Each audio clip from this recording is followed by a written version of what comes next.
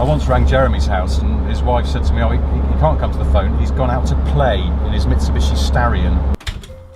I was the script editor on Top Gear for 13 years, and people often ask me, how did I get that job?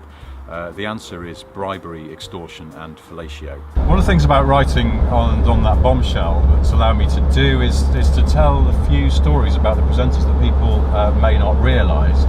The disasters that we had, the horrible failure of the first pilot. Ours was so bad that the BBC made us go back and do it again, and when we did it again it was even worse. I can never explain how we became so popular. I think maybe people just liked watching three friends having fun and imagined maybe they could be part of that gang, or that it reminded them of their own friends. I don't really know.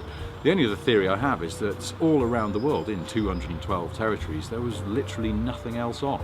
When we went to the studio, our porter cabin down there was frankly like a disease cultivation laboratory. To give you some idea of that, we once found a dead owl in the corner of the office, and the only reason we noticed it was there was because it actually made the place smell more pleasant. There were three things that people always wanted to know from anyone who worked on Top Gear, and they were generally, what's Jeremy like, what's Richard like, and what's James like? Jeremy really was sort of boisterous and noisy, and he didn't think that most things could be fixed by hitting them with a hammer. Richard was excitable and could stare at a picture of an American muscle car for 20 minutes. James really was sort of nice and woolly, and you'd go for a beer with him and he got lost even in our own office. And that's what they were actually like. So I decided to write And on That Bombshell because I was unemployed, mainly, after Top Gear stopped suddenly earlier this year.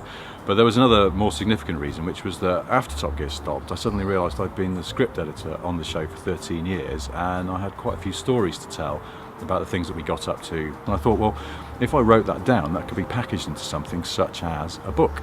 And now it has been.